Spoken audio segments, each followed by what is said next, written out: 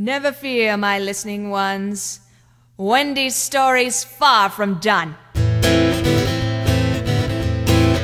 Soon Jill had got her days in hand and dried up all her tears, staring down the pirate's jibes with a quick and haughty sneer. She often tricks the sailors into finishing her chores, and trades a home-cooked meal to them for lessons, tricks, and swords. Still nights she sits up all alone to greet the stars and think. And one soft eve in Neverland, she spies a star upon the strand, dancing straight into her hand, and laughs, for here is Tink. Now Tinkerbell had ne'er approved of Wendy in her way, but fairies love to gossip, and Tink was mad at Pan that day. She listened close to Wendy, who unloaded all her tale, and learning the whole story grew by turns giddy and pale. She vowed to go to Peter and the boys in dirty throng, to tell them Wendy's one true plan and how they'd done her wrong. And so the pixie left the ship lest anyone should see. Wendy waves her hand and smiles, a smile of victory. Oh, I will sing you pirate songs and tell you pirate stories of Wendy when she'd had her fill of Pan and the other lost boys. One balmy night, as Jill sat still watching the stars go by, just as we knew she would, she catches old Hook in a lie. Hidden by the thickest mass, Jill hears old Hook and Smee, full plotting Wendy's dark demise with blackest pirate glee. Says Hook, we'll madden Peter Pan and get back our wicked lives.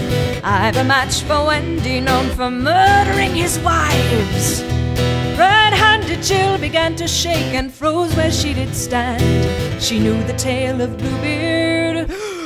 Would he come to Neverland?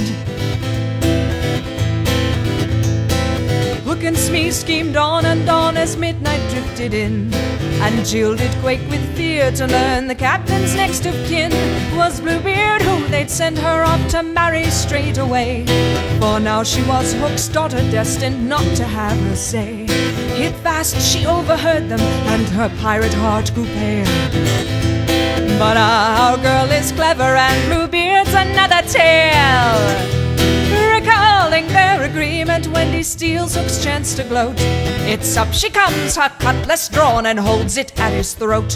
My duty's nullified, old man, though you would be my father. Our terms did clearly state now one may plot against the other. To retire or walk the plank, the choice remains your own. For your ship is mine, dear captain, and we'll see you off at dawn. Oh, I will sing you pirate songs and tell you pirate stories of Wendy when she'd had her fill of Pan and the other lost boys. Captain Hook did not take kindly to young Wendy's calling out. He knocked her down and held his hook beneath her pretty pout. But Wendy's eyes were steady as she cursed that mean old man, using foulest curses as only a sailor can. And so Hook missed the entrance of the rascal Peter Pan. Now Wendy's picked up fighting rather quickly, it is true. But if you have two brothers, then you're brilliant at it too. Still she welcomes laughter from behind the silken sails. Captain Hook looks daggers but grows sweaty, drawn and pale.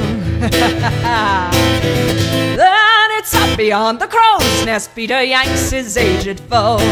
Wendy cries, admit defeat, old man, or he'll let go. Hook replies, bad form, and swears to do sweet Wendy harm. But it's Smee who starts the combat, slicing Wendy through the arm.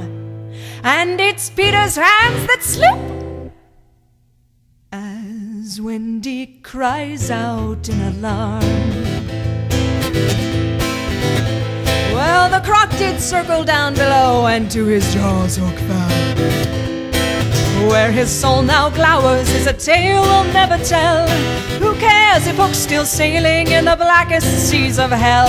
For Peter smiles at Wendy now by the light of Tinkerbell. herself a crew of ruthless men and brave to terrorize the Lost Boys. But only every Saturday I will sing you pirate songs and tell you pirate stories of Wendy when she'd had her fill of Pan and the other Lost Boys, of red-handed Jill who'd had her fill of Pan and his Lost Boys.